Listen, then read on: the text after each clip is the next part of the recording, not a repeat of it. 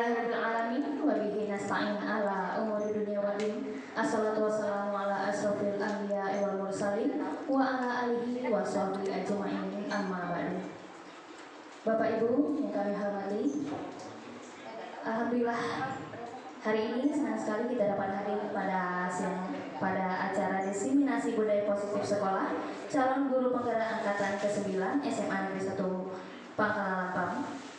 Salam kirim salam tantiknya tersanjungkan kepada junjungan kita Nabi besar Muhammad SAW, keluarga, sahabat dan para pengikutnya hingga akhir zaman. Amin ya rabbal alamin. Bapak Ibu hadirin yang berbahagia, alhamdulillah hari ini tentunya kita akan menjalani acara diseminasi budaya positif sekolah calon guru penggerak angkatan ke-9 SMA Negeri 1 Pangkalan Lampang, di mana narasumber kita pada hari ini yaitu Ibu Sukmarini SE MSI, Ibu Neri Margarita SPD, dan juga Ibu Triani SPD sebagai calon guru penggerak angkatan ke-9. Adapun susunan acara diseminasi budaya positif sekolah calon guru penggerak angkatan ke-9 SMA Negeri 1 Pangkalan Lampang, yakni acara pertama pembukaan, acara kedua lagu Indonesia Raya, acara ketiga sambutan kepala sekolah, acara keempat acara inti, acara kelima tanya jawab atau refleksi, dan yang terakhir yakni penutup. Baik Bapak Ibu yang kami hormati, marilah kita buka acara kita pada siang hari ini dengan mengucap lafaz basmalah. Bismillahirrahmanirrahim.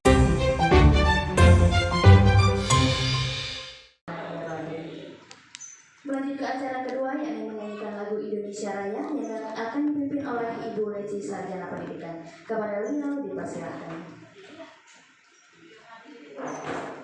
Untuk menyanyikan lagu Indonesia Raya, para Bapak dan Ibu guru yang terhormat dimohon untuk berdiri.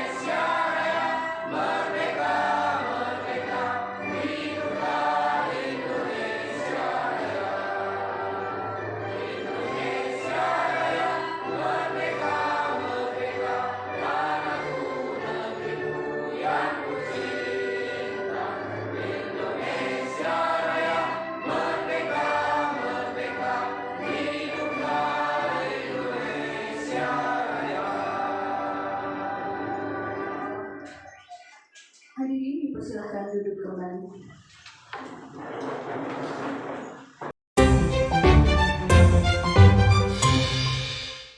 Bapak Ibu yang kami hormati, acara berikutnya yakni sambutan dari Kepala Sekolah SMA Negeri 1 Pangkalan Lampang. Kepada yang terhormat Bapak Muhammad Hafiz Sarjana Pendidikan MSI dipersilahkan.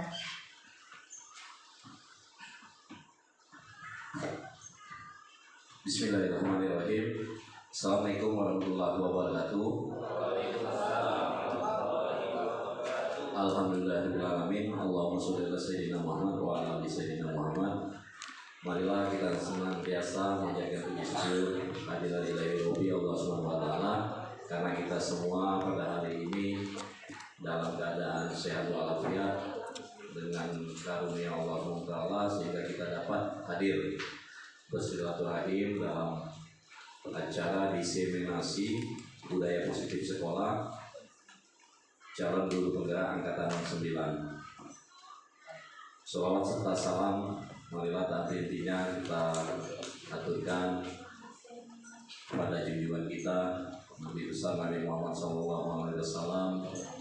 Semoga kita semua akan mendapatkan syafaatnya yang akhir nanti. Amin ya rabbal alamin.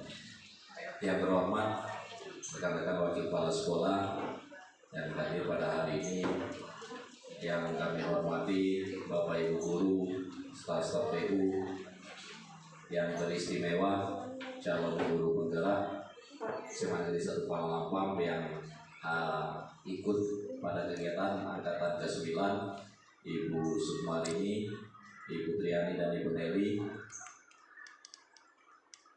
Untuk yang berikutnya dalam sambutan ini saya ingin menyampaikan kepada calon guru penggerak angkatan 9 bahwa SMA Negeri 1 Palalampam semua warga turut mendukung penuh kegiatan Bapak Ibu di dalam kesuksesan Bapak Ibu untuk mengikuti kegiatan calon guru penggerak ini. Dan kami ucapkan terima kasih juga kepada rekan-rekan Dewan Guru semua yang hadir pada hari ini, dan ini salah satu bentuk dukungan kita kepada kawan-kawan kita yang mengikuti pendidikan calon guru penggerak. Dan mudah-mudahan apa yang kita laksanakan pada hari ini, kita berharap kepada 3 orang calon guru penggerak ini dapat membawa perubahan bagi sekolah kita, dimulai dari diri sendiri, kemudian membawa budaya positif itu ke rekan-rekan guru, berkolaborasi, dan mempunyai inisiatif untuk melakukan hal-hal yang baik demi kemajuan anak didik siswa SMA Negeri 1 Palalampam. Dan ini menjadi kebanggaan bagi kita warga sekolah. Kemarin sudah 2 orang sudah mengikuti pendidikan calon guru penggerak, dan alhamdulillah paripurna dengan sempurna Pak Saman dan Pak Aris. Yang mudah-mudahan beliau berdua dapat terus berbuat yang terbaik, menjadi leader di dalam pengembangan budaya positif sekolah. Dan sekarang alhamdulillah diikuti oleh 3 orang lagi. Yang mudah-mudahan untuk angkatan berikutnya kita doakan ada lagi yang bisa mendaftar di kegiatan calon guru penggerak. Dan yang sudah menjadi calon guru penggerak bisa menambah ilmu lagi untuk menjadi pengajar praktik. Ya, kalau kurang sibuk ya silakan pertama menyibukkan diri lagi Pak Aris, dan Bapak Ibu guru yang lain juga bisa langsung menjadi guru pengajar praktik juga bisa. Ya, instrukturnya semuanya bisa, silakan. Yang penting ada niat dan sekolah mendukung, ya. Bukan karena ada Bu Nelly di sini, tapi sekolah yakinlah mendukung penuh, ya. Kemarin wakil kepala sekolah mandiri, hebat-hebat. Kalau ini kan ibu-ibu nih perlu bimbingan Pak Saman, Pak Aris, saya mohon maaf bukan dia anak tiri kan. Ya, jadi ini perlu bimbingan tidak terlalu khusus, tapi ibu-ibu ini juga sudah mandiri, alhamdulillah sudah bisa berproses sambil belajar. Dan jangan takut Bapak Ibu ya untuk ikut, karena semuanya bisa kita lalui, ya belajar sambil berproses. Silakan. Kemudian untuk yang hari ini Bapak Ibu calon guru penggerak, ya silakan ilmu yang didapatkan untuk berbagi, kita share sama-sama dengan kawan-kawan yang lain, dan kawan-kawan juga silakan untuk menanggapi apa yang sudah disampaikan. Dianggap saja ini menjadi salah satu poin untuk kita menambah ataupun mengupgrade salah satu kemampuan ataupun kompetensi kita di dalam pengembangan budaya positif sekolah. Mungkin itu saja. Kami ucapkan terima kasih kepada Bapak Ibu guru yang sudah hadir, dan dengan mengucap Bismillahirrahmanirrahim, dengan izin Allah SWT, kegiatan diseminasi budaya positif sekolah dibuka. Itu saja yang dapat kita sampaikan. Mohon maaf atas segala kekurangan. Wabillahi taufiq wal hidayah. Assalamualaikum warahmatullahi wabarakatuh.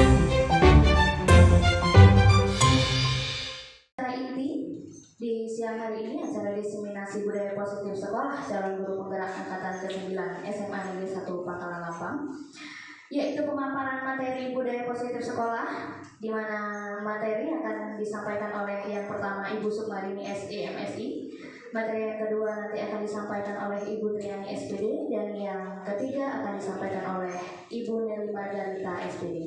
Untuk pemaparan materi pertama kepada Ibu Sukmarini SE MSI dipersilahkan.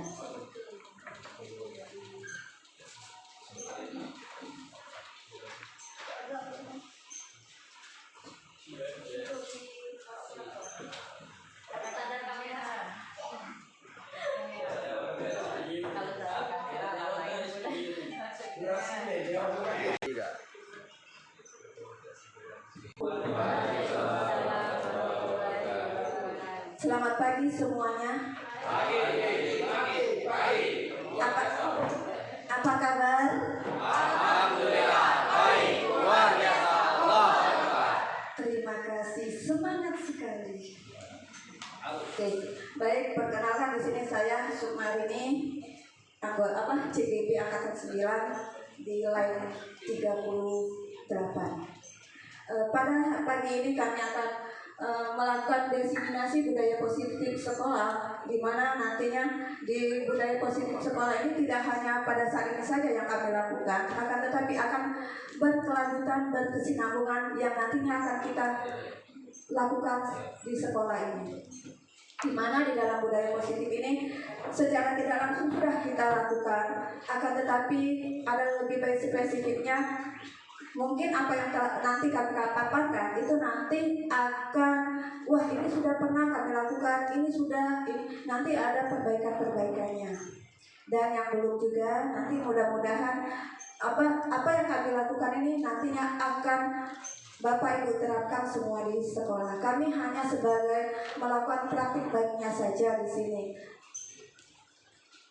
Selain itu juga dengan kami melakukan ini juga merupakan tugas kami. Kenapa kami melakukan diseminasi? Karena di sini kami pada modul 1.4 yang kami lakukan di aksi nyata ini, kami diberikan waktu sama instruktur dan pasil kami harus menyampaikan apa yang telah kami dapatkan dari modul 1.1, 1.2, 1.3 hingga 1.4 ini.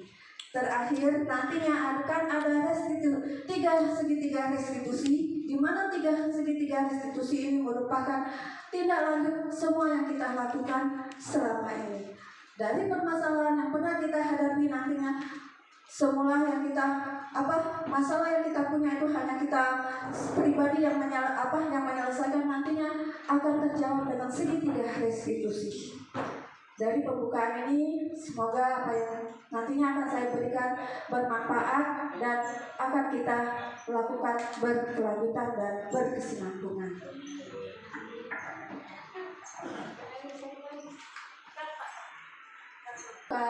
Di sini yang akan kita bahas dari isi diseminasi yang kita lakukan ini, yang pertama perkenalan tadi sudah, pendahuluan, pembahasan, lampiran, dan penutup. Adapun dari pendahuluan, kita akan masuk ke dalam latar belakang.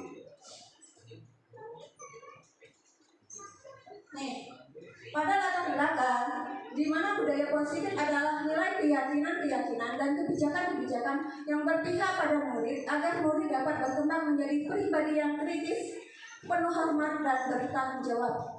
Salah satu unsur utama dalam budaya positif adalah disiplin sekolah sebagai salah satu wadah untuk menciptakan budaya positif yang berhubungan erat dengan tercapainya tujuan sesuai filosofi Ki Hajar Dewantara. Suasana positif sangat mendukung dalam menciptakan pembelajaran yang kondusif, karena dengan suasana yang positif, murid dan guru akan menentukan suatu kondisi pembelajaran yang menyenangkan, sehingga proses pembelajaran dapat berjalan tanpa adanya suatu beban, tetapi suatu kebutuhan. di mana pada modul 1.1 yang kami pelajari yaitu tentang filosofi Ki Hajar Dewantara. Ki HD itu sudah kita terapkan, di mana filosofi Ki Hajar Dewantara ini kita hanya sebagai menuntut. Dengan menuntut artinya semua sudah kita lakukan kemarin. Bahkan kita sudah mengetahui filosofi Ki Hajar Dewantara sampai sekarang, yaitu ing ngarsa suku tulodo ing madya manungkaswa itu sudah mendarah daging. Hanya penerapannya saja yang ibaratnya perlu kita perhalus dengan dalam bentuk bahasa. Kita break.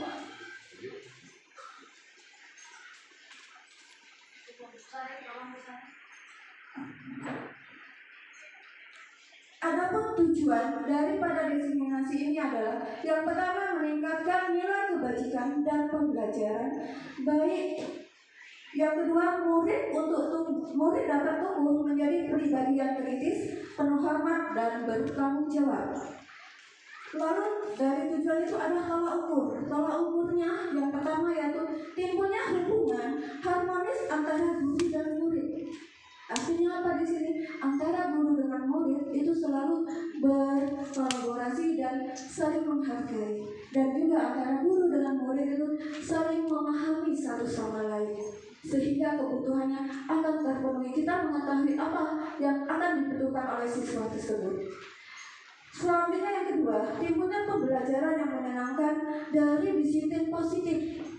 Disiplin positif ini sudah semua kita lakukan beraneka macam dan berbagai cara, supaya bagaimana sekolah kita menerapkan disiplin positif ini kepada setiap siswa kita.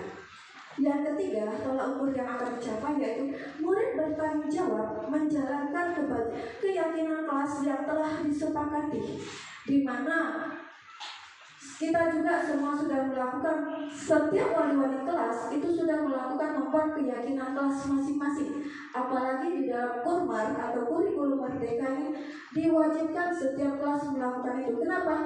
Nanti dihubungkan setiap permasalahan yang ada, itu kita selalu mengingatkan kepada siswa kita yang ada di dalam kelas. Sudahkah kalian merenungi, meresapi apa yang telah kita sepakati atau dengan keyakinan kelas? Sebenarnya keyakinan kelas ini sama juga dengan kesepakatan, akan tetapi lebih diperhalus lagi. Kalau kemarin kita mengenal kesepakatan kelas, sekarang kita harus menyeluruhnya dalam keyakinan kelas. Lanjut.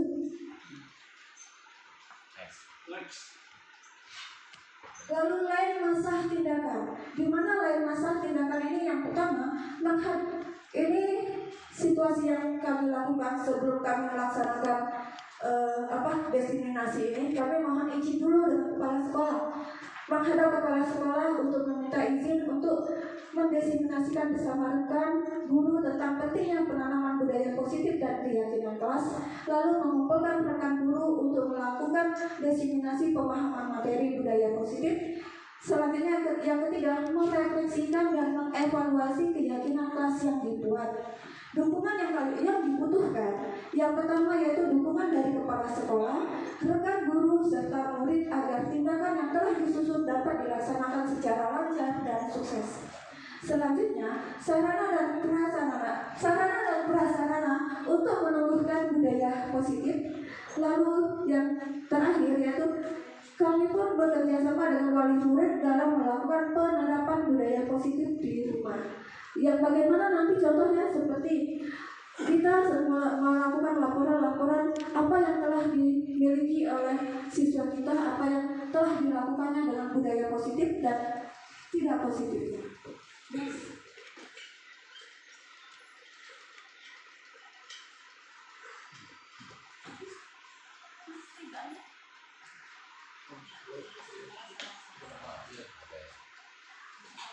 Dari di sini ada perubahan paradigma.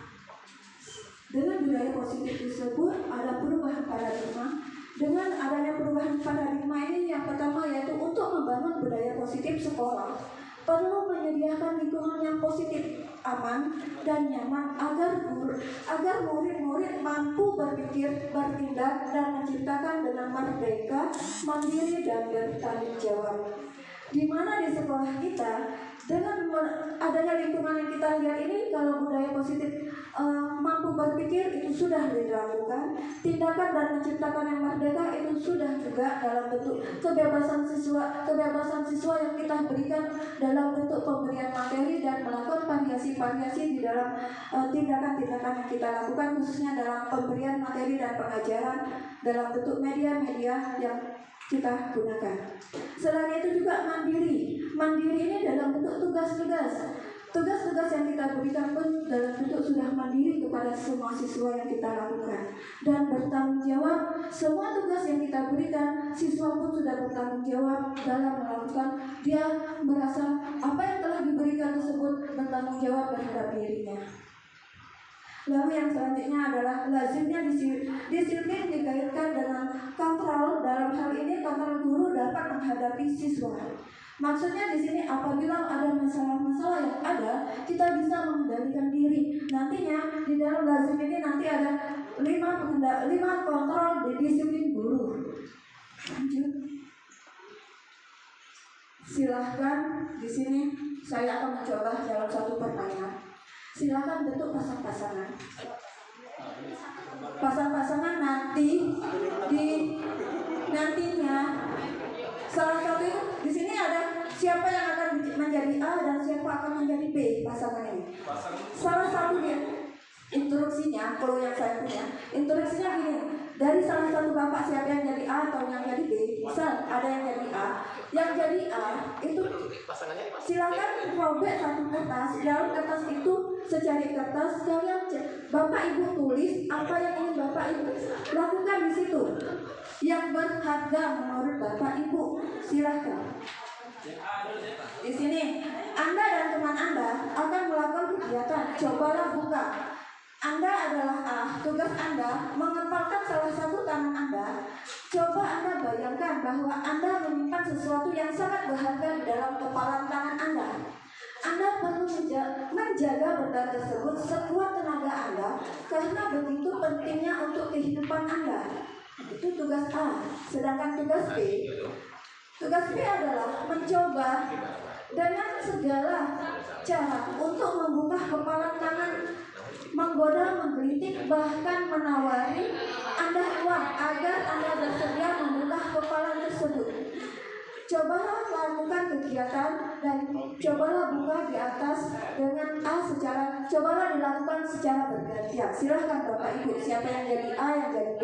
Anggap benda yang kalian kepal itu adalah yang sangat berharga bagi kalian yang akan kita pertahankan. A adalah itu suatu pihak penggoda. Bagaimana caranya bagian B? Bagian B itu bisa mendapatkan atau membuka kepalan bagian A tadi.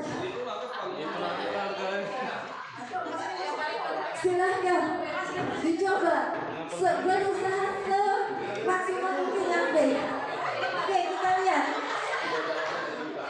gimana. Sudah? Siapa yang jadi A? Itu ibaratnya dia punya barang yang berharga. Sedangkan B berusaha untuk memiliki barang yang dimiliki A.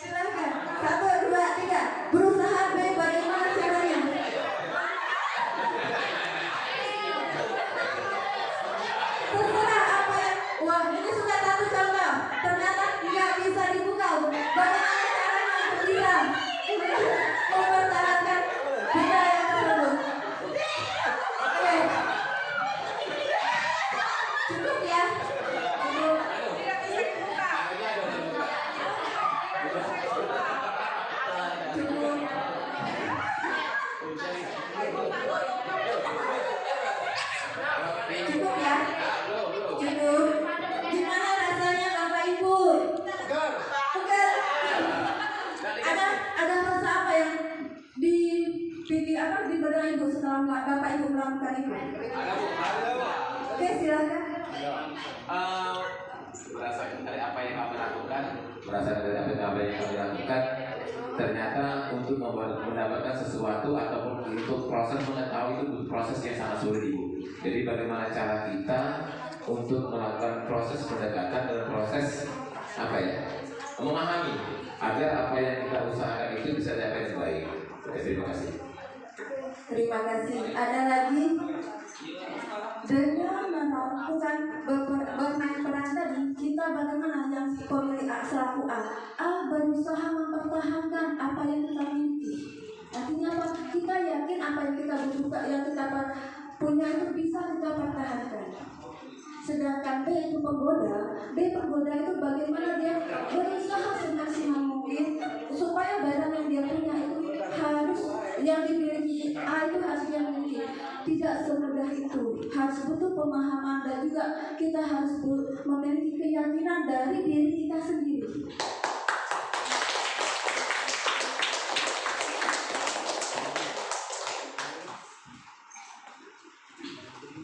Next.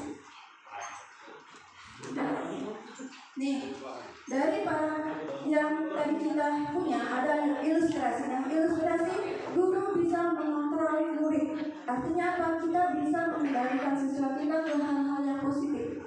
Yang kedua, ilustrasinya bahwa kritik dan membuat orang merasa bersalah dapat menguatkan karakter. Iya apa enggak? Seandainya punya kritik, wah ini salah. Berarti kita bisa, bukan kita minder, tetapi menjadi tolak ukur bahwa itu merupakan tantangan bahwa kita harus lebih bisa dan harus lebih lagi. Lalu yang selanjutnya, ilustrasi bahwa semua penguatan positif, efektif, dan bermanfaat. Yang selanjutnya yang terakhir, ilusi bahwa seorang dewasa memiliki hak untuk memaksa. Nah, saya tanya, yang untuk ilusi yang terakhir, orang dewasa memiliki hak untuk memaksa. Dari yang kita lakukan tadi, apakah ada nggak kita memaksa terhadap yang pihak A tadi, yang bagian B? Ada nggak kita memaksa untuk mendapatkan barang yang dia punya atau untuk membuka kepalanya tadi? Oke, ada. Dengan kita memaksa artinya apa? Memaksa itu bukan dalam hal yang negatif, tetapi memaksa dalam hal yang positif yang kita lakukan. Berusaha semaksimal kita untuk bisa menjadi dia. Next. Di sini kita lihat perubahan paradigma stimulus respon teori kontrol. Siapa sesungguhnya yang memiliki kontrol? Di sini ada respon, ada teori. Stimulus respon, kita mencoba mengubah orang agar berpandangan sama dengan kita. Teorinya, kita berusaha memahami pandangannya orang lain tentang dunia. Lalu stimulus respon yang selanjutnya, yang kedua, perilaku buruk dilihat sebagai suatu kesalahan. Teori kontrolnya, semua perilaku memiliki tujuan. Dengan perilaku buruk yang suatu kesalahan ini semestinya di sini sesuai dengan teorinya dia memiliki tujuan. Perilaku buruk itu tidak semuanya itu buruk, akan tetapi dia ada sisi baiknya. Kenapa dia melakukan perilaku tersebut? Dia punya misi atau tujuan. Mungkin ingin diperhatikan, mungkin ingin selalu menjadi yang atau dia menginginkan kebebasan di sini. Lalu stimulus respon yang ketiga, orang lain bisa mengontrol saya. Lalu teorinya hanya Anda yang bisa mengontrol diri Anda. Intinya apa? Semua yang kita lakukan, diri kita kembali kepada diri kita pribadi yang melakukannya. Kita yang mengontrol diri kita sampai sejauh mana diri kita. Dengan menilai diri kita, mudah-mudahan kita untuk kedepannya akan di zona yang aman. Jangan terlalu menyamankan.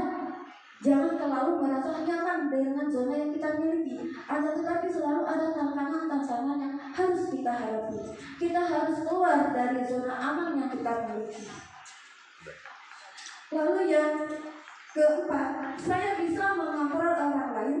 Anda tidak bisa mengontrol orang lain. Nih, ini yang sering kita lakukan. Saya bisa mengontrol orang lain, Anda tidak bisa mengontrol orang lain. Makna ini artinya apa? Kita bisa melihat perilaku orang atau menilai seseorang, tetapi kita tidak bisa mengendalikan orang lain tersebut. Kenapa? Karena kita adalah orang lain. Yang bisa mengendalikan itu adalah diri kita sendiri, bukan orang lain yang bisa mengendalikan kita. Lalu yang selanjutnya, pemaksaan pada saat rujukan gagal. Teori totalnya yaitu kolaborasi dan konsensus menciptakan pihak-pihak baru. Di sini kolaborasi konsensus menciptakan pihak-pihak baru ini maksudnya kita melakukan kerjasama atau kolaborasi tidak hanya dalam lingkup sekolah, tetapi kita melakukan lingkup antar sekolah atau dalam kesatuan NGMP yang kita miliki. Selain itu, model pemikiran menang atau kalah, model teori totalnya itu model pemikiran menang.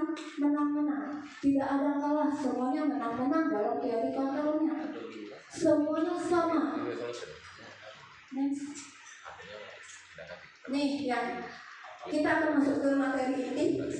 Dari materi yang telah kita lakukan tadi itu sekedar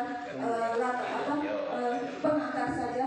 Ini yang akan kita masuk, yaitu apa makna disiplin. Sebelumnya di benak Bapak Ibu apa itu disiplin?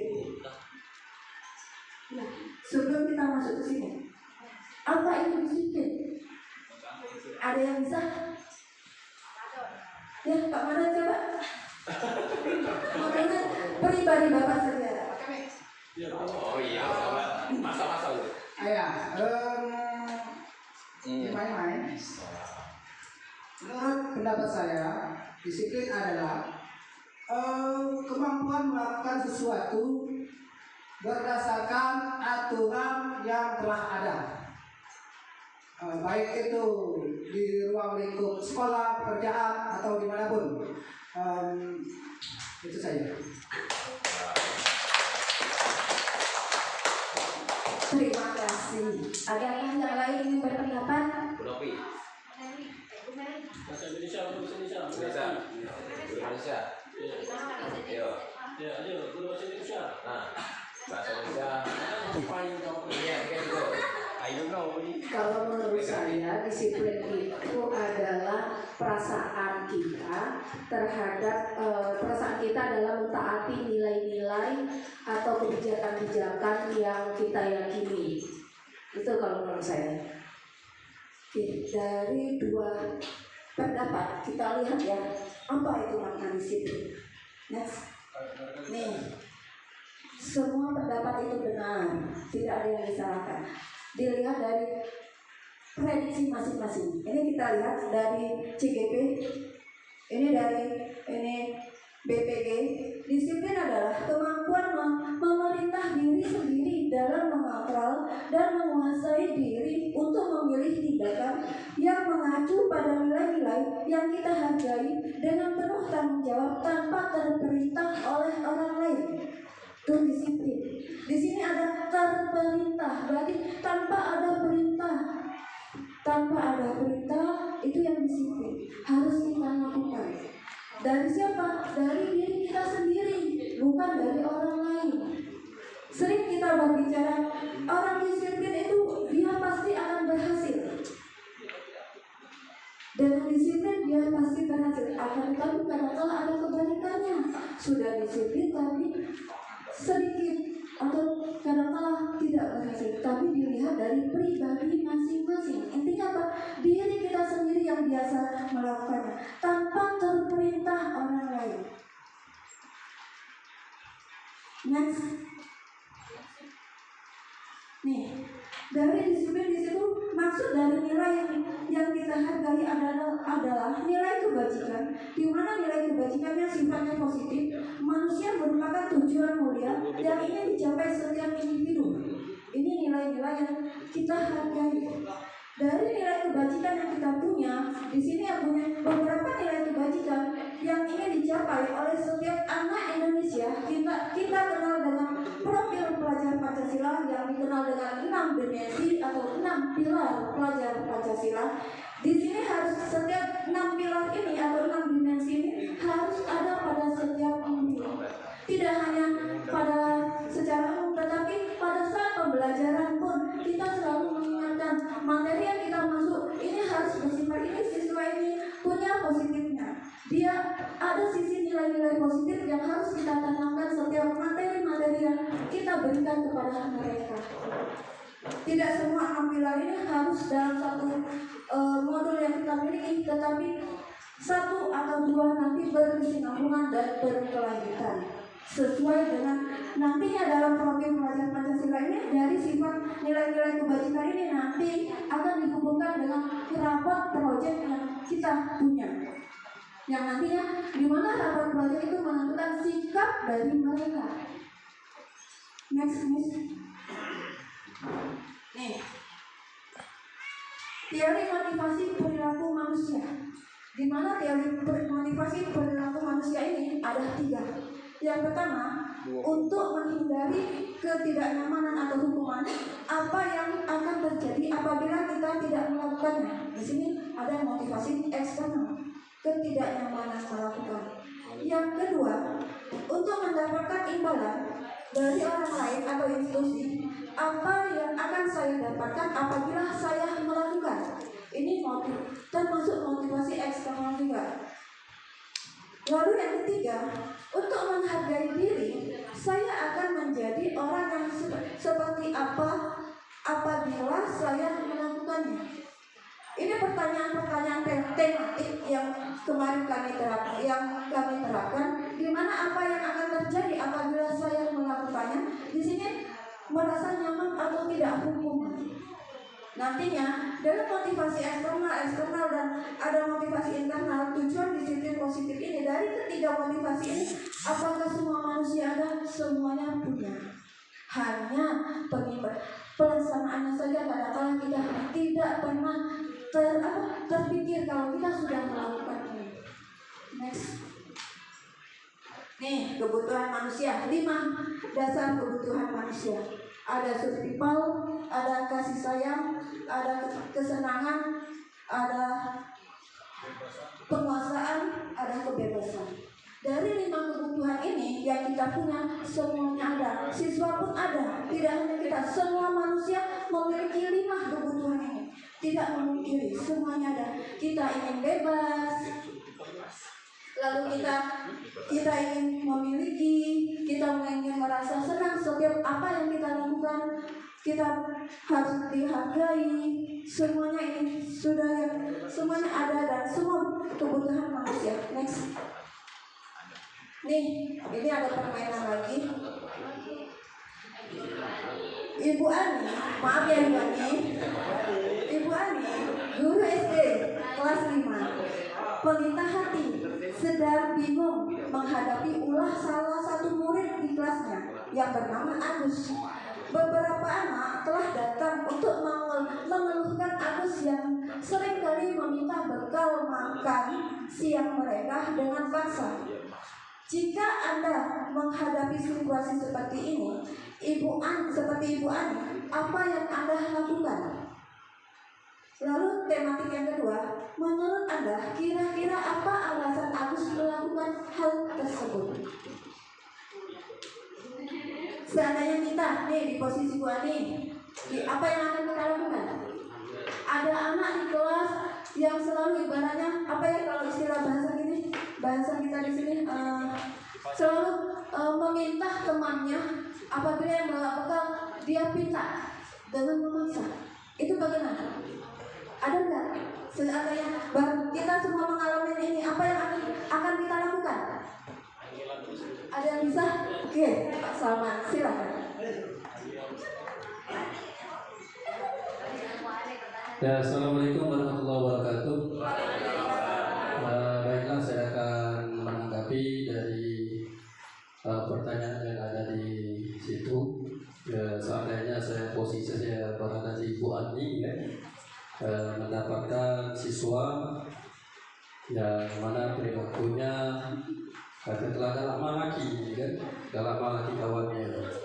Tentu kita sebagai guru memanggil siswa tersebut dan memberi nasihat agar untuk tidak melakukan apa yang biasa dilakukan, karena ini akan mengganggu kenyamanan anak-anak yang lain. Itu kemudian menurut Anda kira-kira apa alasan Agus melakukan hal itu? Agus melakukan hal itu mungkin ingin memenuhi kebutuhan dasarnya. Ya mungkin yang bersangkutan tidak bawa uang jajan atau mungkin memang setiap hari tidak bawa uang jajan, jadi dia berusaha untuk memenuhi kebutuhannya, cuma cara dia memenuhi kebutuhannya yang belum pas. Ya, mungkin itu saja Bu. Mungkin jahil gitu kan. Terima kasih. Ada lagi? Tidak ada, ya, cukup satu ya. Oke, next kita lihat. Nah, dari konteks tadi, di sini dalam konteks penerapan disiplin positif, Bu Ani sebaiknya mencari tahu alasan Agus melakukan tindakan tersebut agar mengetahui kebutuhan mana yang sedang berusaha dipenuhi Agus. Apabila jawaban Agus karena dia lapar dan orang tuanya tidak membawakannya bekal makan siang, kebutuhannya adalah bertahan hidup. Yang selanjutnya, dari apabila jawaban Agus karena ia senang temannya tadi memperhatikan dia, artinya apa? Dari 5 kebutuhannya, berarti dia ingin cinta dan kasih sayang, artinya kebutuhan untuk diterima dari kelakuannya tadi. Kita lihat lagi, apabila jawaban Agus adalah dia merasa hebat karena temannya jadi takut dan menuruti keinginannya, artinya kebutuhan yang dia miliki itu adalah penguasaan, artinya mengakui atas kemampuan yang dia miliki. Tuh yang menurut kelakuan Agus tadi. Selanjutnya, apabila jawaban Agus karena dia merasa bosan dengan bekal yang dia bawa, yang dibawakan ibunya, karena selalu membawakan bekal yang sama, artinya kebutuhannya itu adalah kebebasan, kebutuhan akan pilihan. Dengan kebutuhan akan pilihan ini artinya dia merasa jenuh atau bosan dengan menu-menu yang selalu diberikan yang sama dari hari ke hari. Kita lihat yang terakhir, apabila jawaban Agus adalah karena iseng saja dan dia menikmati ekspresi wajah temannya yang misal karena diambil makanannya, artinya apa? Dia sering mengganggu, betul apa kata Pak Andi tadi. Dia mencari perhatian dan menginginkan apa? Merupakan kesenangannya saja atau sekedar iseng. Next please. Oke, dari tadi. Dari tadi yang 5 kebutuhan yang kita miliki setiap manusia, artinya apa? Kebutuhan tersebut semuanya sama, tidak hanya guru dan siswa, semuanya sama intinya. Semoga apa yang saya berikan bermanfaat dan memiliki kesan tersendiri di hati Bapak Ibu semuanya. Akhir kata, wabillahi taufiq wal hidayah. Wassalamualaikum warahmatullahi wabarakatuh. Lagi bagaimana kelanjutannya. Nah, bermain bola ke sana ke sini. Kita nantikan giliran Ibu Triani. Untuk lagi kami hormati, tibalah kita pada acara inti yaitu pemaparan materi budaya positif sekolah. Dan kali ini kita akan segera menyimak narasumber yaitu dari Ibu Triani Sarjana Pendidikan. Kepada beliau dipersilahkan. Antun boleh. Terima kasih Miss atas kesempatannya. Baiklah, Assalamualaikum warahmatullahi wabarakatuh. Waalaikumsalam warahmatullahi wabarakatuh. Alhamdulillah, siang hari ini kita ada kegiatan calon guru penggerak angkatan ke-9 SMA Negeri 1 Pangkalan Lampang. Perkenalkan, nama saya Triani, calon guru penggerak angkatan 9 dari SMA Negeri 1 Pangkalan Lampang dengan diseminasi budaya positif sekolah. Apa kabar semua? Alhamdulillah, baik, luar biasa, Allahu Akbar. Alhamdulillah, tentunya masih semangat ya Bapak Ibu. Tadi di belakang ada yang berbisik-bisik, jadi judulnya bisik-bisik tetangga. Saya menantikan ice breaking dari Ibu Triani katanya. Oke, supaya lebih bersemangat lagi menjelang siang, sudah pukul 10:30. Boleh ice breaking sebentar Bapak Ibu?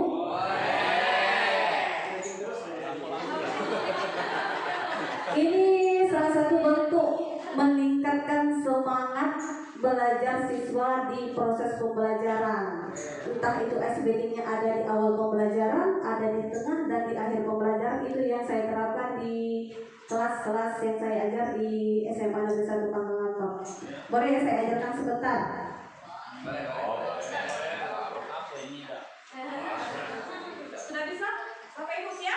Tetap fokus melihat, mendengar, mengingat, fokus. Ulang. Oke. Ulang lagi ya. Siap? Tetap fokus melihat, mendengar, fokus. Alhamdulillah, kolaborasi yang baik ya. Baik Bapak Ibu, di sini saya akan menyampaikan diseminasi budaya positif sekolah di lingkungan sekolah SMA Negeri 1 Pangkalan Lapang. Jadi sebagian dari ada 6 komponen budaya positif, disiplin positif sekolah. Sebagian sudah dijelaskan oleh rekan-rekan saya tadi sebelumnya. Ada 6 komponen budaya positif: perubahan paradigma stimulus respon, konsep disiplin positif, keyakinan kelas, kebutuhan dasar manusia, 5 positif dan segitiga restitusi.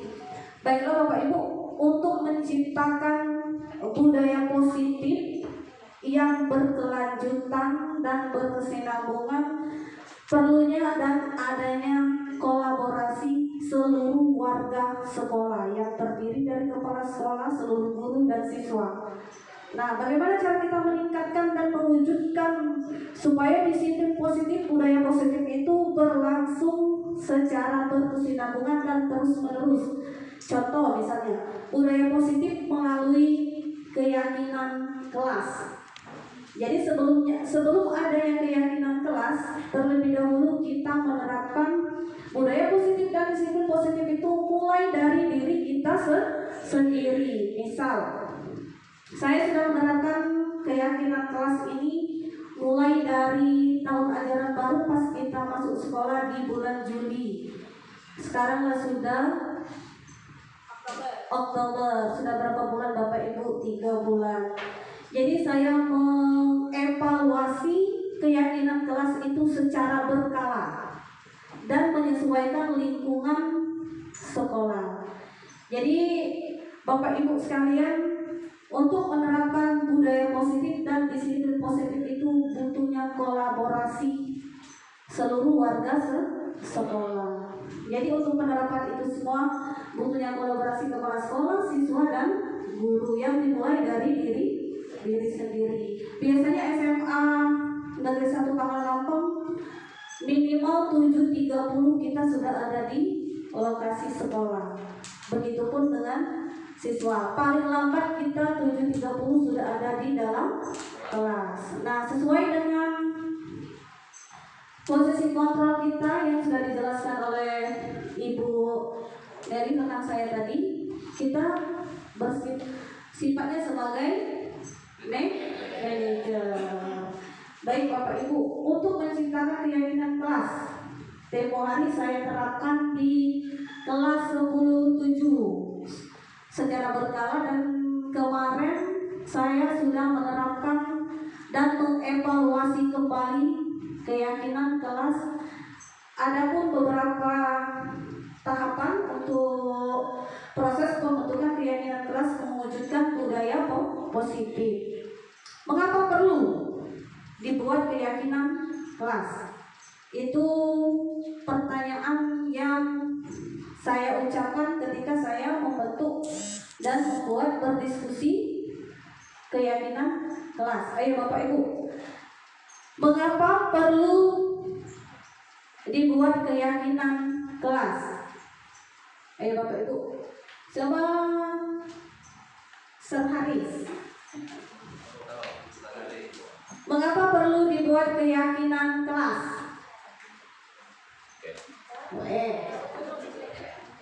Oke, assalamualaikum warahmatullahi wabarakatuh.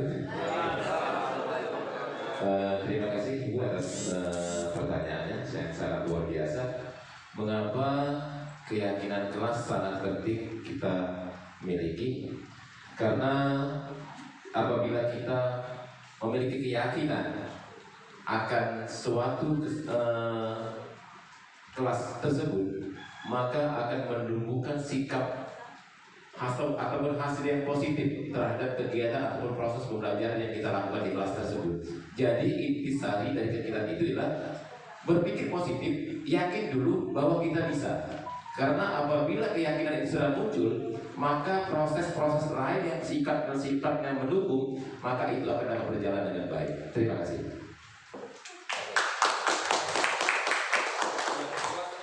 Terima kasih tadi satu perwakilan dari bapak-bapak, sekarang ibu-ibu nih. Yo, ibu. Nah, bu nih, yo silakan ibu. Assalamualaikum warahmatullahi wabarakatuh.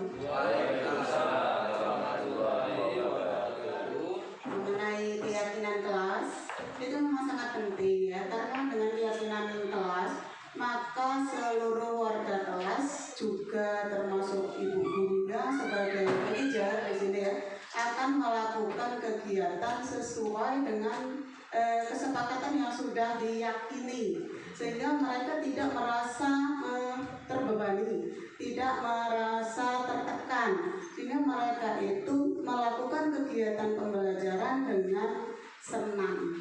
Itu saja. Assalamualaikum warahmatullahi wabarakatuh. Baiklah, terima kasih Bapak Ibu. Jadi keyakinan, mengapa perlu dibuat keyakinan kelas? Itu untuk mempengaruhi hasil akademik dan pembentukan karakter kepada murid, supaya murid lebih mandiri, bertanggung jawab sesuai dengan 6 dimensi profil pelajar Pancasila. Baik Bapak Ibu, ini lanjut nih. Nah, keyakinan kelas, nilai-nilai kebajikan atau prinsip-prinsip universal yang disepakati bersama secara universal lepas dari latar belakang suku, negara, bangsa maupun agama. Bapak Ibu, ini salah satu bagian dari budaya positif dan disiplin positif. Misal, contoh penerapan budaya positif dan disiplin positif yang berkelanjutan dan berkesinambungan secara terus-menerus. Misal, maaf nih untuk guru bahasa Indonesia. Jadi, untuk penerapan budaya positif dan disiplin positif secara terus-menerus, boleh guru bahasa Indonesia, tidak hanya guru bahasa Indonesia. Penerapan pembelajaran di kelas, selama proses pembelajaran di kelas, silakan menggunakan bahasa Indonesia. Berhubung mulai kita tidak ada bahasa asing ya, jadi untuk mapel bahasa Inggris juga boleh. Selama pembelajaran bahasa Inggris boleh selama jam itu menggunakan bahasa Inggris. Mengingat latar belakang suku, bahasa, agama. Kalau agama kita tetap ya semuanya Muslim semua, karena kita mayoritasnya agama Islam di seluruh kecamatan Pangkalan Lampang. Lepas dari latar belakang bahasa, kita seluruh kecamatan Pangkalan Lampang ada 19 desa yang mempunyai keunikan bahasa daerah masing-masing. Sebagian ada yang mengerti dengan bahasa anak-anak kita, ada sebagian juga yang tidak mengerti. Itu boleh diterapkan untuk penerapan disiplin positif dan budaya positif secara terus-menerus, berkelanjutan dan berkesinambungan. Itu untuk penerapannya. Kita kembali ke keyakinan kelas. Tujuan dari keyakinan kelas. Sekarang tujuan dari keyakinan kelas.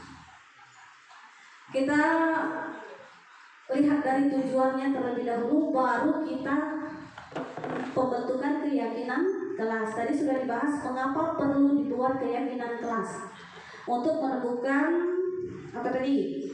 Hasil akademik dan menentukan karakter murid supaya lebih mandiri dan bertanggung jawab. Masuk ke acara inti, yaitu pemaparan materi budaya positif sekolah oleh narasumber kita, yakni CGP Angkatan 9 SMA Negeri 1 Pangkalan Lampang. Dalam hal ini pemaparan materi akan disampaikan oleh yang terhormat Ibu Nelly Margarita SPD. Kepada beliau dipersilahkan. Bismillahirrahmanirrahim. Terima kasih kepada MC.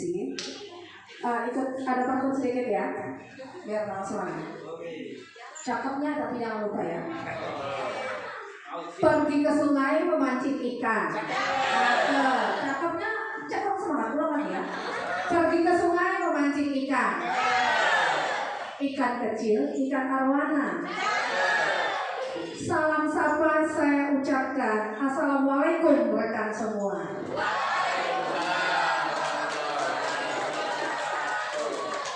Baiklah Bapak Ibu yang saya hormati Bapak Kepala Sekolah dan Bapak Wakil Kepala Sekolah yang sempat hadir hari ini, Bapak Ibu rekan guru, terima kasih atas waktu yang telah diberikan untuk kami dalam melakukan desiminasi budaya positif di sekolah.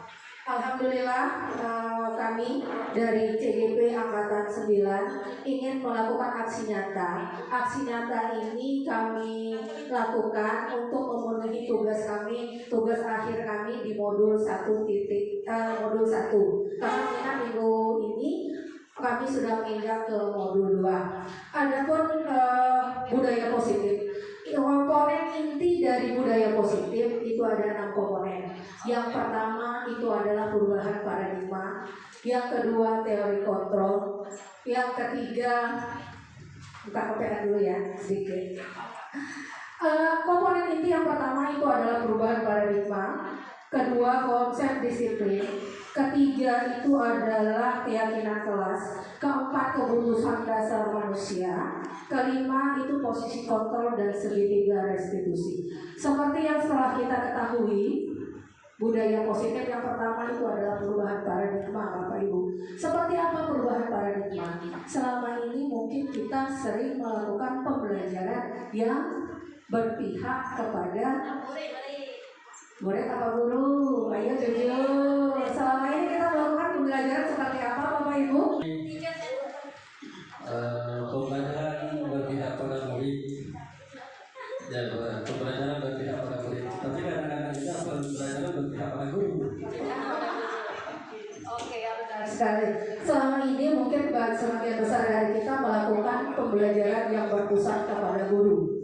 Nah, sekarang perubahan paradigma yang akan kita terapkan di kurikulum Merdeka berdasarkan teori kontrol tadi, kita harus melakukan perubahan. Bagaimana perubahan yang kita lakukan?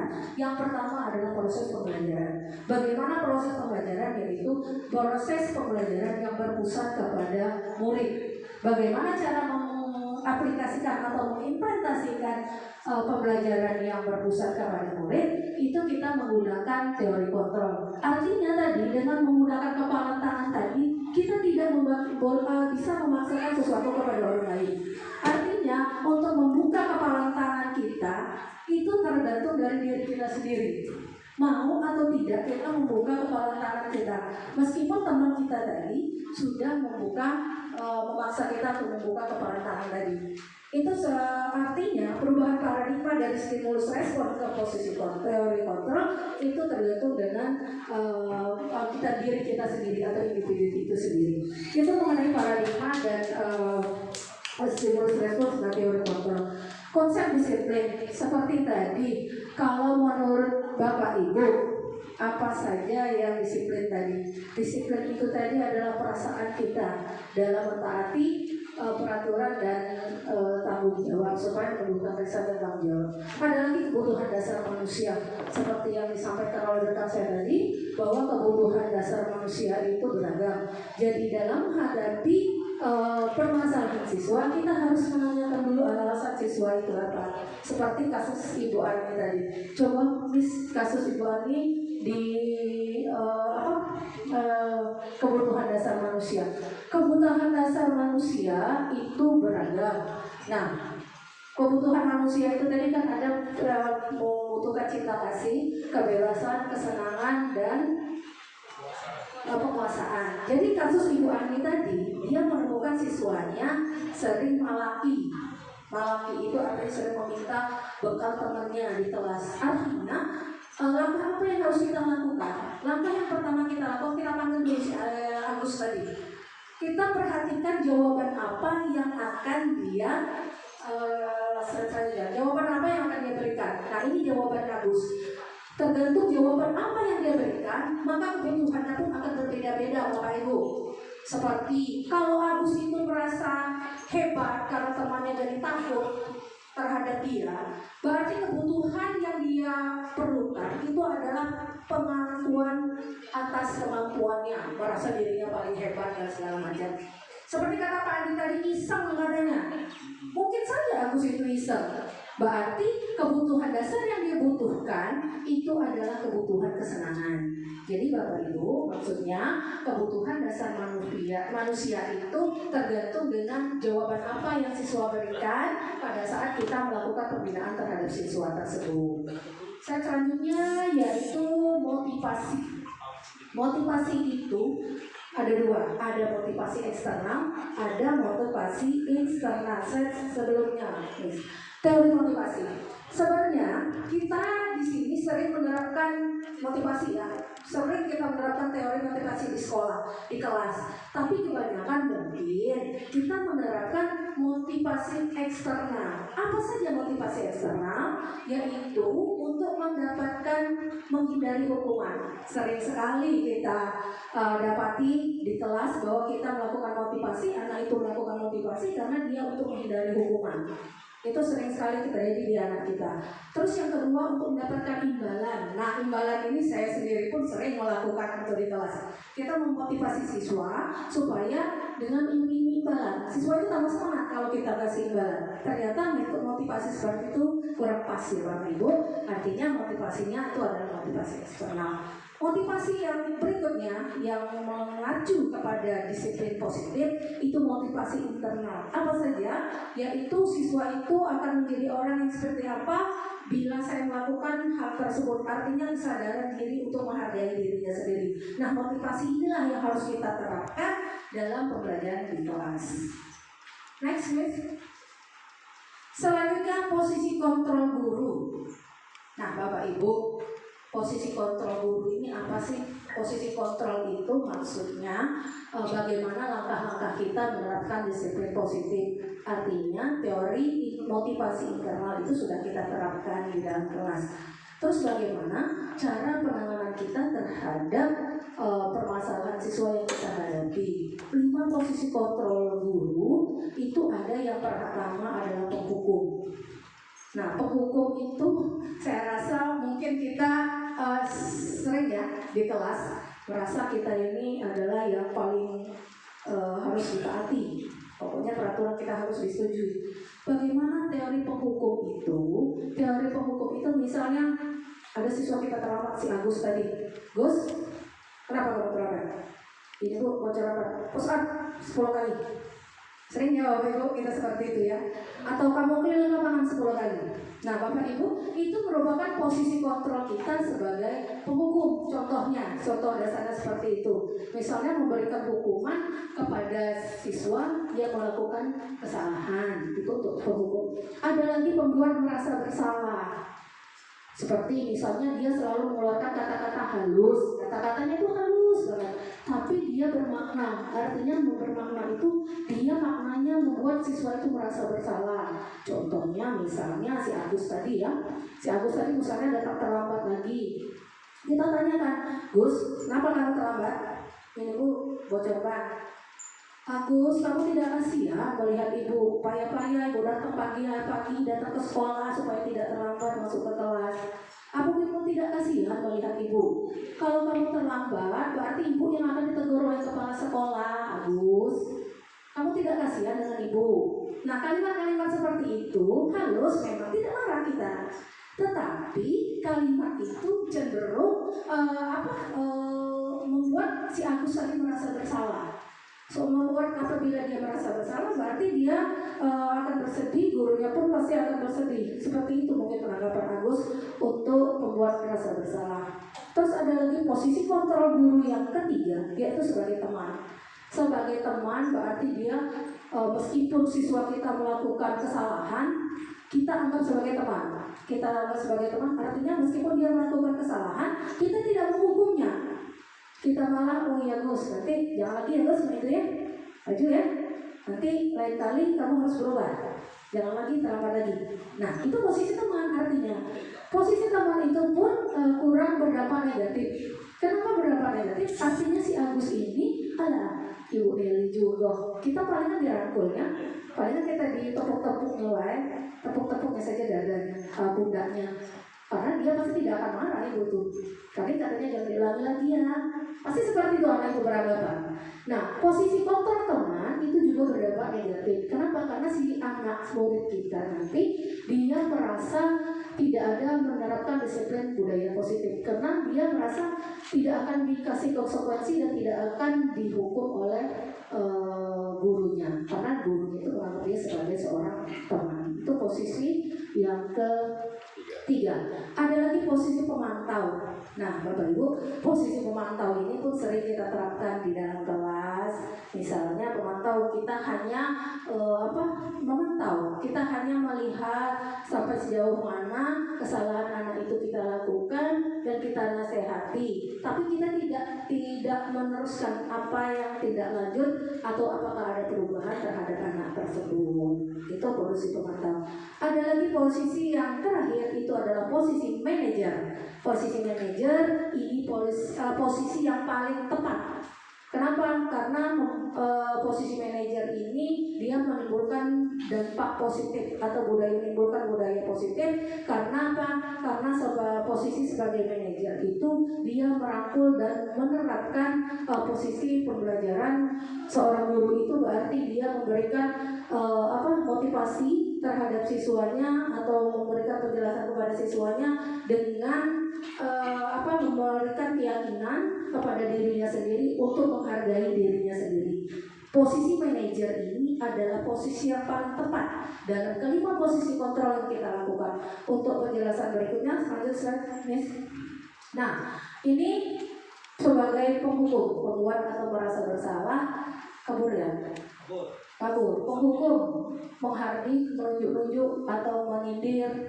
Kalau seandainya pembuat merasa bersalah, berarti guru itu berbuat mengatakan seharusnya ibu kecewa, seperti ibu saya bilang tadi ya. Terus kalau seandainya dia pembuat teman, ayo kita lakukan demi ibu. Masa kamu tidak mau melakukannya untuk ibu? Intinya tidak ibu pernah bantu kamu. Itu suatu kalimat yang untuk sebagai teman. Kalau untuk sebagai pemantau, dia menanyakan peraturan apa yang sudah kamu langgar, tetapi dia tidak memberikan konsekuensi apa atau tindakan apa yang atas kesalahan yang telah dia lakukan. Nah, posisi manajer, kalau guru itu berarti mengajukan pertanyaan-pertanyaan, apa yang kita yakini, apa yang bisa kamu kerjakan untuk memperbaiki kesalahan kamu, menguatkan pribadi murid melakukan dirinya sebagai individu yang positif dalam dunia yang berkualitas. Jadi posisi manajer itu adalah posisi yang paling penting atau paling baik yang akan kita terapkan di lingkungan budaya positif. Halo Bapak Ibu, sepertinya ngantuk ya. Kita breaking dulu ya. Boleh? Sebenarnya ngantuk senang. Apa ibu itu moci-moci di depan itu? Apa itu yang dioceh-ocehkan? Oke, kita breaking dulu ya. Coba kita tepuk semangat dulu. Bisa tepuk semangat ya? Tepuk semangat. Nah, ayo, tepuk semangat. Oke, tepuk semangat.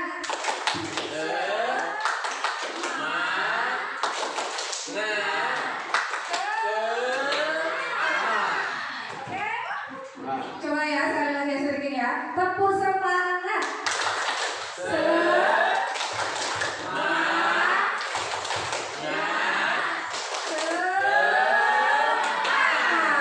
Oke, terima kasih. Jadi agak bilang ya sedikit bahasa ngantuknya. Mungkin pemaparan kami membosankan, mungkin sedikit boleh dengan sedikit yang telah kita lakukan ya.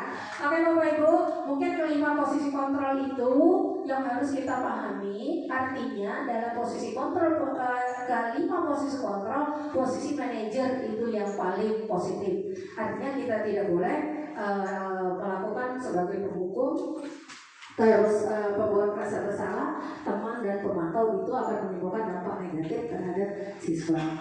Terus slide selanjutnya yaitu pengembangan dari posisi kontrol berikutnya. Nah ini Bapak Ibu ya, pernyataan-pernyataannya. Pembuat merasa bersalah. Kalau kita sering melakukan, saya kecewa sekali dengan kamu. Agus, ibu kecewa sekali dengan kamu, Gus. Nah ini berarti kita menerapkan posisi kontrol pembuat rasa bersalah. Terus kamu tidak pernah benar melakukannya, berarti kita sebagai penghukum. Sekarang coba kamu keliling dulu lapangan 10 kali. Berarti kita itu sebagai penghukum. Berarti teori yang sudah kita terapkan itu adalah teori penghukum. Terus memantau, ayolah Gus, lakukan demi ibu, jangan lagi kamu terlambat. Nah seperti itu tuh pendapat negatif, itu berarti posisi teman. Terus dari kelima posisi ini yang paling pas itu adalah posisi manajer. Kembali saya tekankan ya Bapak Ibu, bahwa posisi manajer itu adalah posisi yang paling pas atau posisi yang paling tepat untuk kita terapkan di dalam penyelesaian permasalahan terhadap siswa kita. Next please. Budaya positif, lanjut.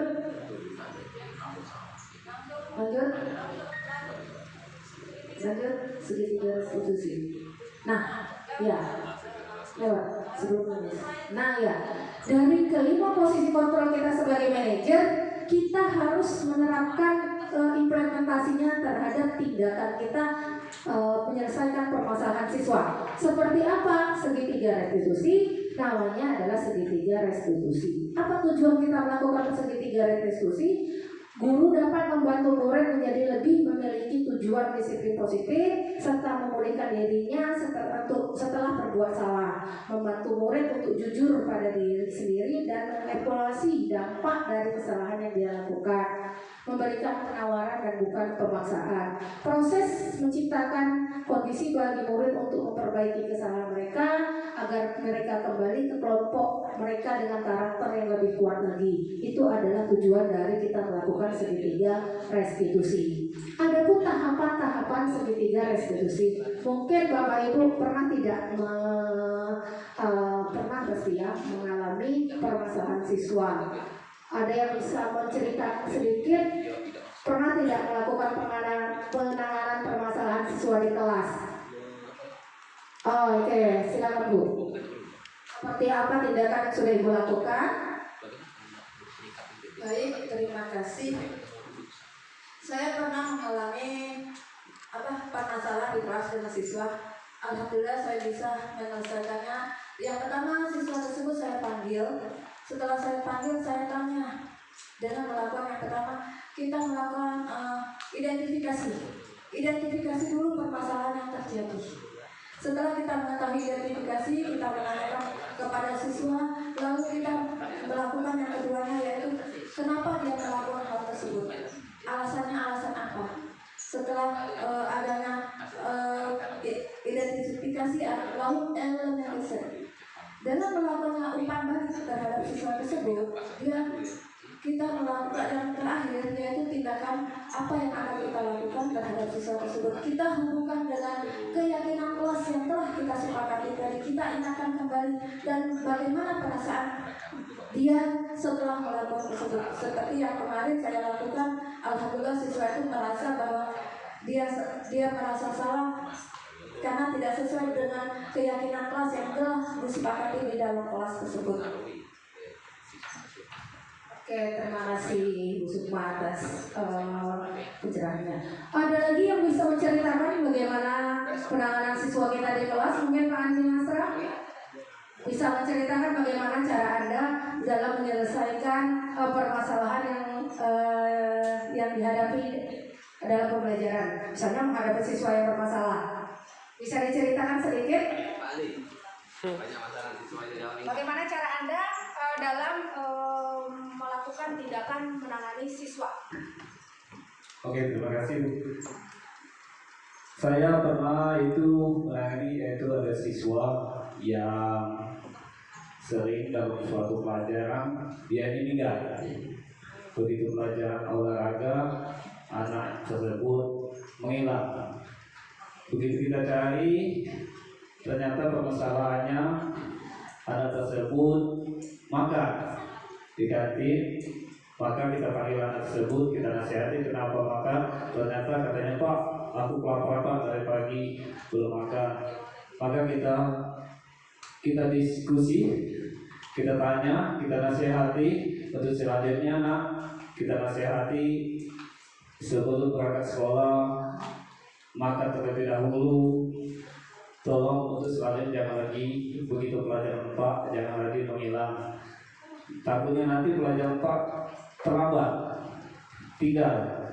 Setelah kita nasihati, alhamdulillah minggu-minggu selanjutnya tidak lagi begitu pelajaran Allah dia menghilang. Mungkin itu saja. Terima kasih. Oke, terima kasih Pak Andi. Benar sekali, dalam penanganan siswa, Pak Andi, siswanya jam pelajarannya tinggal makan. Berarti tidak akan Pak Andi itu menanyakan alasannya kenapa kamu minggat pelajaran olahraga. Nah, seartinya peningkatan penerapan segitiga restitusi sudah sering kita atau bahkan terus kita laksanakan di kelas. Cuman mungkin hanya satu saja tahapan yang kita lakukan. Padahal dalam tahapan penanganan permasalahan siswa itu ada 3 tahapannya. Seperti yang Pak Andi bilang, itu dia menanyakan alasan tadi. Itu termasuk tahapan segitiga restitusi, tapi hanya satu yang Pak Andi lakukan. Harusnya penanganan segitiga restitusi dalam permasalahan siswa itu 3 langkah yang harus kita lakukan. Saya lanjut, Miss. 3 langkah segitiga restitusi. Yang pertama itu adalah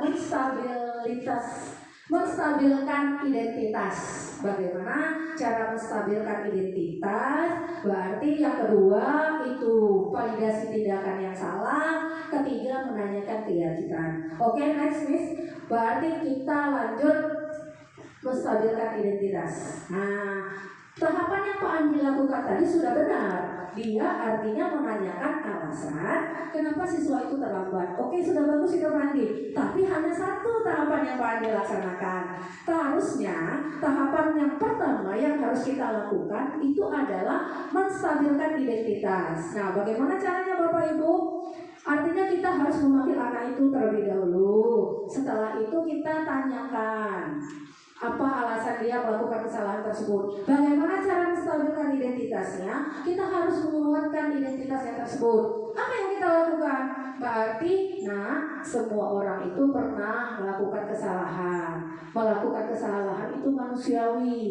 Nah, seperti itu menstabilkan identitas. Jadi dia merasa identitasnya itu diakui Bapak Ibu. Berarti kita semua orang pernah melakukan kesalahan. Ibu pun pernah melakukan hal yang sama. Tapi bagaimana cara kita untuk memperbaiki diri? Kamu bersedia tidak kalau seandainya kita cari solusi atas segala masalah kamu? Contohnya, menstabilkan identitas. Berbuat salah itu tidak apa-apa. Tidak ada manusia yang sempurna. Saya juga pernah melakukan kesalahan seperti itu. Kita bisa menyelesaikan ini. Bapak Ibu tidak tertarik mencari siapa yang salah, tapi Ibu di sini ingin mencari solusi atas permasalahan kamu ini.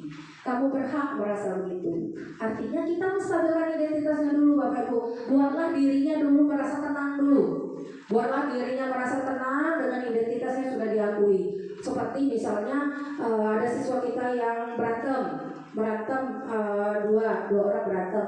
Harusnya kita tanyakan dulu dengan si A tadi, kenapa kamu melakukan itu? Pasti dia akan jawab, iya Bu, saya tersinggung dengan tindakan yang telah kamu saya lakukan.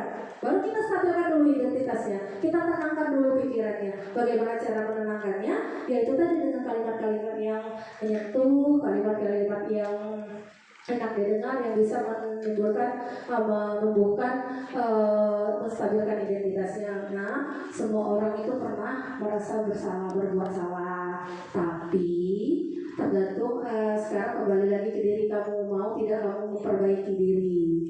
Apa yang kamu lakukan, semua orang juga pasti pernah melakukannya.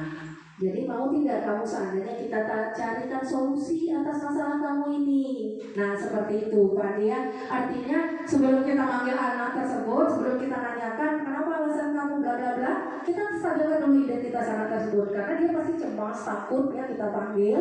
Berarti kita stabilkan dulu identitasnya. Artinya emosinya kita stabilkan dulu. Bagaimana cara menstabilkannya? Itu tadi dengan kalimat-kalimat seperti yang saya contohkan tadi. Itu untuk menstabilkan identitas. Yang kedua, validasi tindakan yang salah. Nah, seperti yang Pak Andi tanyakan tadi, dia langsung memanggil anak tadi, itu betul penerapan segitiga restitusi yang kedua. Padahal kamu bisa melakukan yang lebih buruk dari ini, tapi kamu tidak melakukannya. Ibu berterima kasih kalau kamu tidak melakukan hal yang jauh lagi dari hal tersebut. Terus kamu pasti punya alasan. Nah, itu yang tadi, yang seperti Pak Andi katakan tadi, kenapa kamu ingat pelajaran olahraga? Saya makan Pak di kantin. Apa alasan kamu makan di kantin?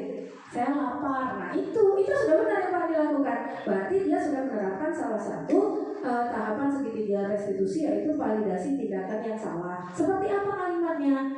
Kamu pasti punya alasan mengapa kamu melakukan hal tersebut. Berarti kita menanyakan kepadanya itu.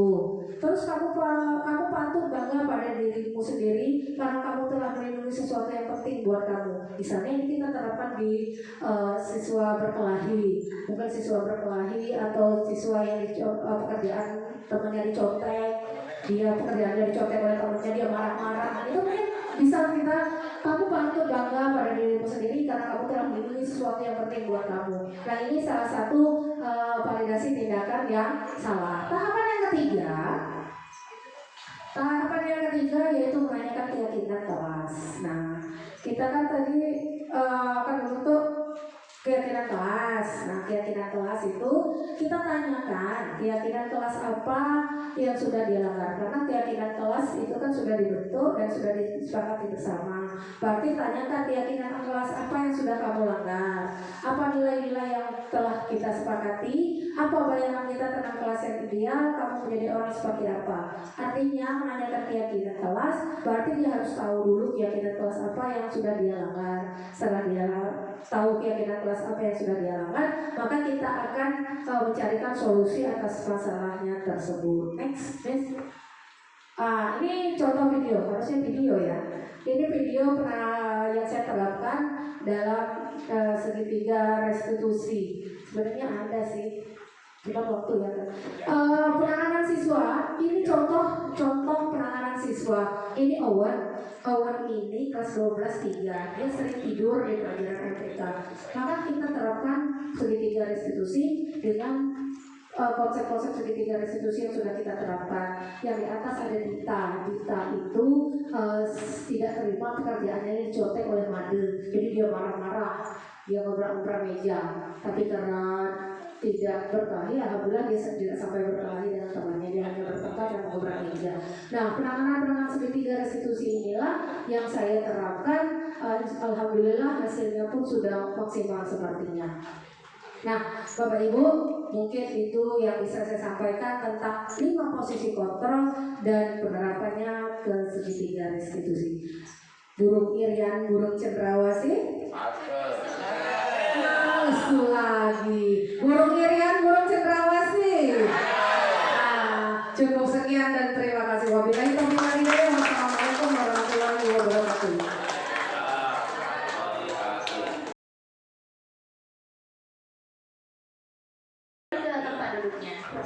Perasaan saat ini bagaimana Bapak Ibu? Senang.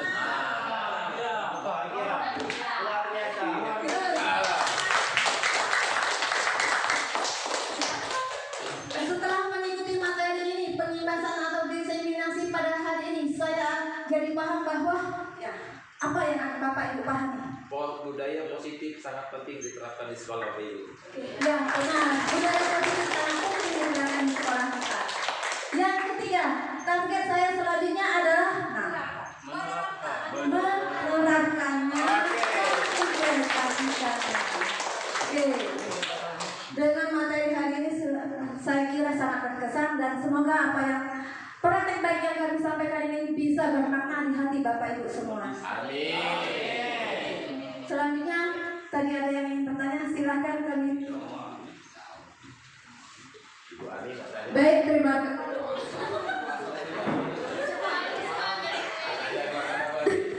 Terima kasih untuk kesempatannya. Nama saya Meli Jayanti. Saya ingin bertanya, mengapa dalam pemberian bintang dan atau stiker ke murid itu tidak efektif? Bagaimana menurut Bapak Ibu sekalian? Terima kasih. Pemberian reward atau bintang tidak diperbolehkan. Oke, terima kasih Bu Meli. Pertanyaan Ibu Meli sangat menarik sekali. Katanya tadi, kenapa pemberian reward ke siswa itu tidak boleh? Padahal sering ya Bapak Ibu kita lakukan, termasuk saya sendiri. Kita sering mengasih ballpoint. Ini pengen anak, karena kamu sudah menyelesaikan tugas secara tepat waktu. Ini penghapus untuk kamu karena kamu sudah berani mempresentasikan hasil kerja kamu di depan. Kita sering sekali melakukan hal tersebut. Benar sekali Bu Mary. Tapi dalam kurikulum Merdeka Bapak Ibu, pemberian reward itu tidak efektif. Kenapa tidak efektif? Kita kembali mengingat teori motivasi. Pemberian hadiah itu termasuk motivasi eksternal. Artinya apa? Berarti pemberian motivasi eksternal itu tidak efektif. Kenapa tidak efektif? Perilaku anak tersebut, coba berat Bu Elia, perilaku anak tersebut, dia itu mengharapkan, perilakunya itu mengharapkan imbalan, mengharapkan hadiah. Artinya motivasi apa yang ditanamkan dalam dirinya? Berarti motivasi untuk mendapatkan reward. Berarti dia bukan atas kesadaran rasa tanggung jawab. Jadi saya rasa makanya di sini teori pemberian reward itu tidak efektif dan tidak diperkenankan ya Bapak Ibu. Silakan cari lagi motivasi yang bisa menemukan motivasi internal yang bisa kita terapkan. Seperti itu ya Ibu Meli. Pemberian reward tidak hanya harus berupa bintang yang tidak efektif, tapi perankingan kelas pun itu tidak maksimal ya. Artinya kita tidak boleh membanding-bandingkan antara siswa yang satu dengan siswa yang lainnya. Oke Bapak Ibu, mungkin itu ada lagi sesi kedua, mungkin satu pertanyaan lagi ya. Pak Andi atau Ibu Andi? Oh ya, silakan Bu Andi dulu ya. Pak Andi kan sudah tadi.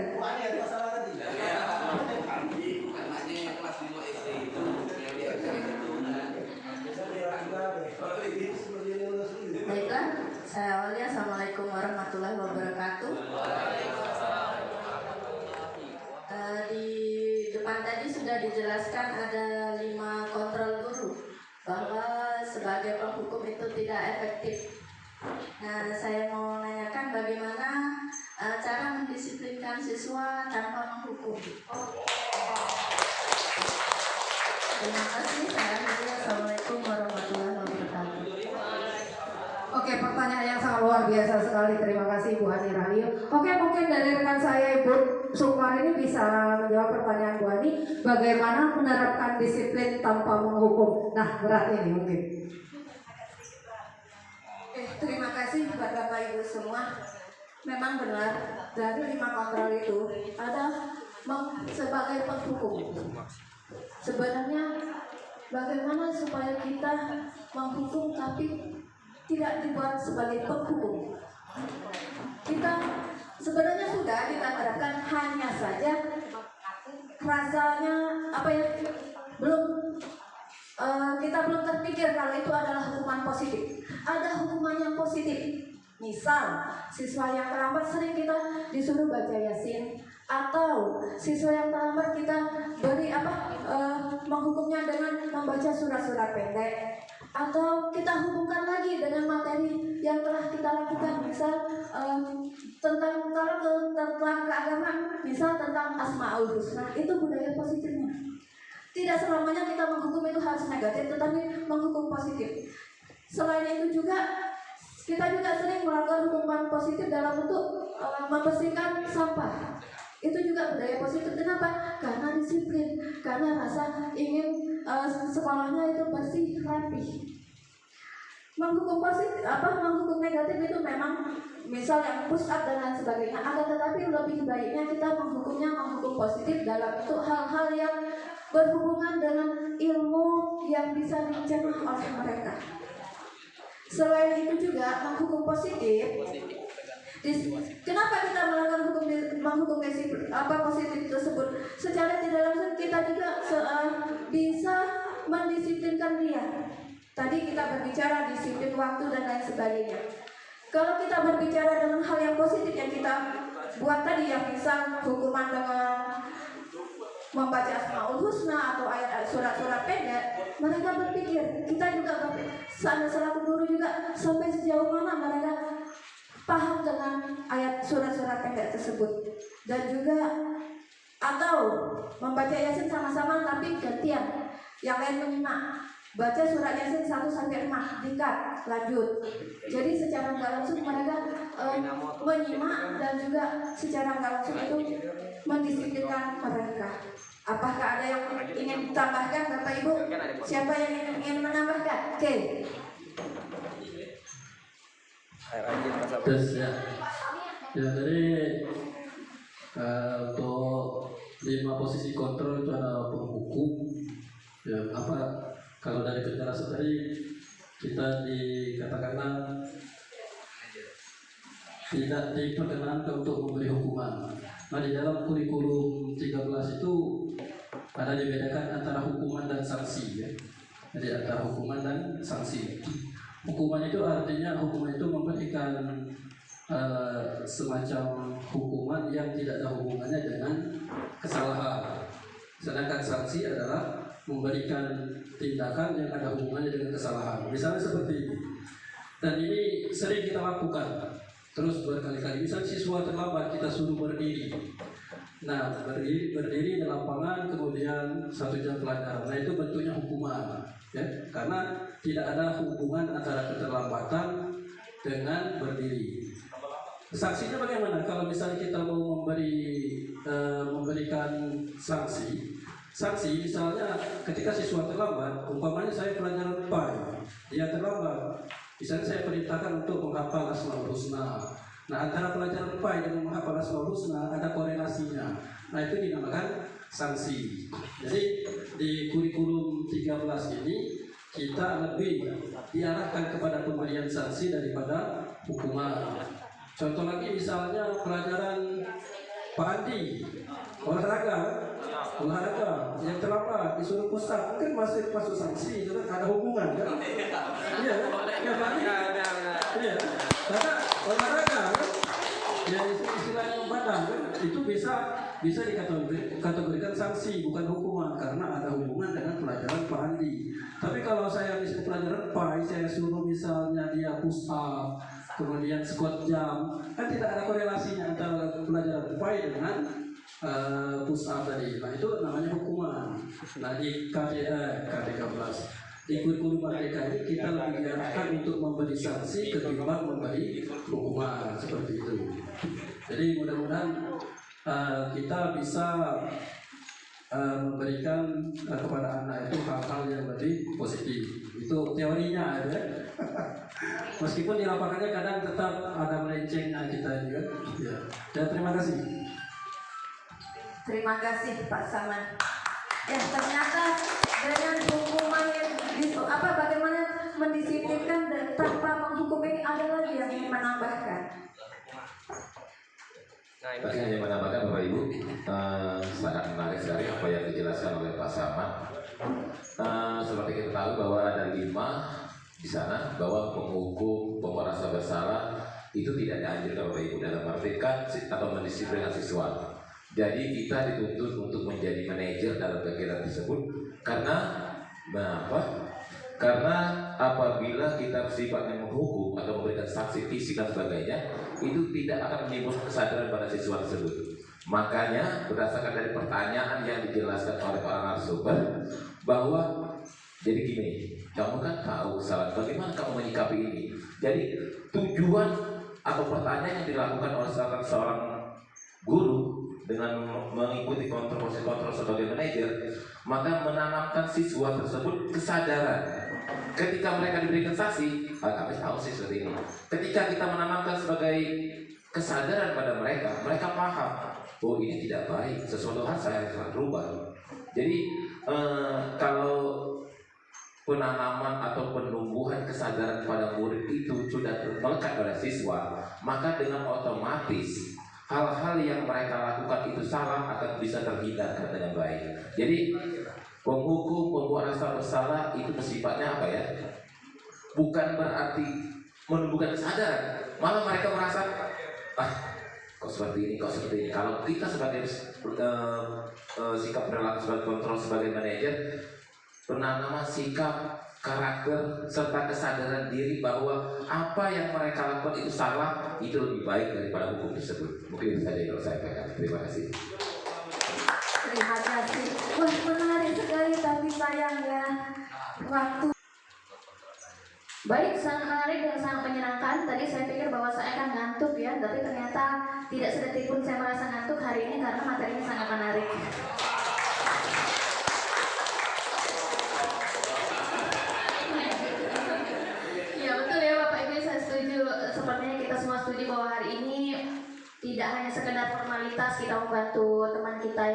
depan ini, tapi memang benar-benar ada ilmu, ada pembaruan yang kita dapatkan hari ini.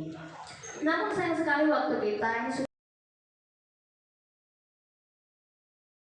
harus kita tutup dulu sampai di sini.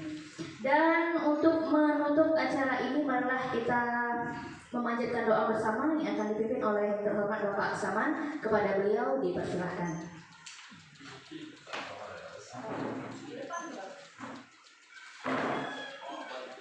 Kiranya apa yang kita lakukan hari ini mendapat ridha dari Allah Subhanahu wa taala.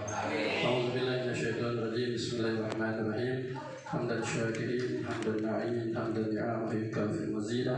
Ya Rabbana lakal hamdu kama yanbaghi li jalaalika al-karim wa 'azimi sultanik. Subhanaka Allahumma wa bihamdika asyhadu an la ilaha illa anta astaghfiruka wa atubu ilaik. Sallallahu ala sayyidina Muhammadin wa ala alihi wa sahbihi ajma'in. Walhamdulillahi rabbil alamin. Wassalamualaikum warahmatullahi wabarakatuh.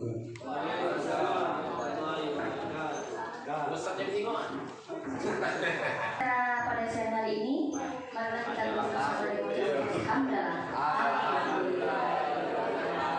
Saya selalu membawa acara. Oh iya, salam dulu kok. Saya selalu membawa acara mengucapkan terima kasih banyak atas perhatiannya. Mohon maaf apabila ada kata-kata yang salah, dan juga untuk ketiga rekan kita, Ibu Nelly, Ibu Sukma, dan juga Ibu Priyani, sukses selalu, semoga lancar selalu CPP-nya sampai nanti selesai. Amin ya rabbal alamin. Sekian, wassalamualaikum warahmatullahi wabarakatuh.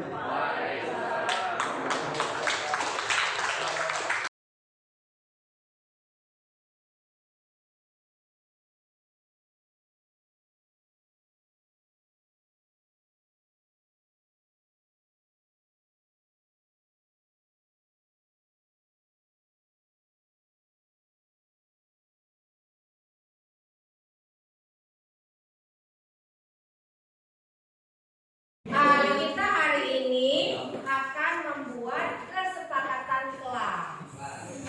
Ada yang pernah dengar atau tahu apa itu kesepakatan kelas? Pernah dengar nggak apa itu kesepakatan kelas? Ya, ada pernah. Apa kesepakatan kelas itu? Atau keyakinan kelas? Keyakinan kelas itu sebenarnya mirip-mirip dengan peraturan. Nah, mirip-mirip dengan peraturan kelas, peraturan sekolah. Cuma bedanya kalau keyakinan itu kita tanamkan dalam diri. Keyakinan dalam diri kita sendiri supaya kita itu lebih meningkatkan tanggung jawab kita. Jadi kalau kita sendiri yang membuat keyakinan itu, otomatis timbul kesadaran dan rasa tanggung jawab dalam diri kamu sendiri. Bedanya apa dengan peraturan? Kalau peraturan kalimatnya banyak yang negatif kalimatnya. Misalnya tidak boleh terlambat. Nah, itu peraturan. Tapi kalau dalam keyakinan kelas, kita bisa merubahnya menjadi kalimat yang positif. Datang tepat waktu. Nah, lebih tahu kan bedanya ya antara peraturan dan keyakinan. Kalau peraturan berarti kalimatnya menggunakan kata tidak boleh atau jangan. Nah, itu tidak boleh. Kalau keyakinan itu kalimatnya lebih halus dan lebih positif lagi di sini. Kira-kira ada yang keyakinan kelas itu menggunakan bahasa unit.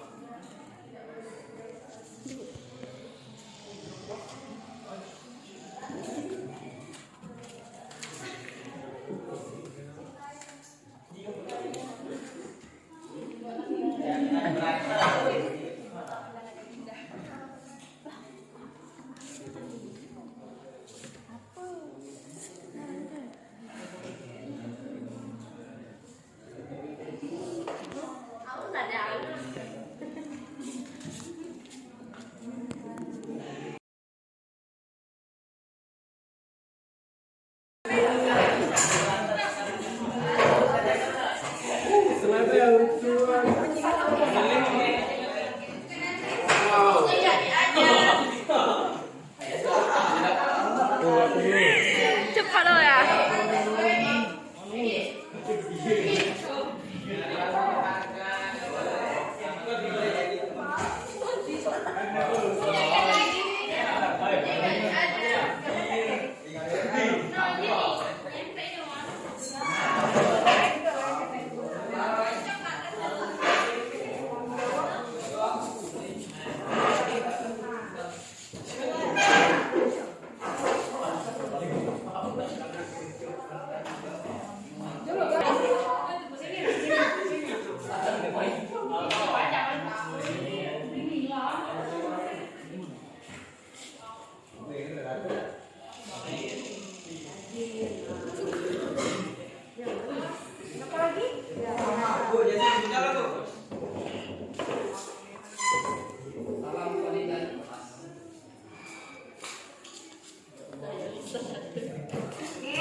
Semua sudah.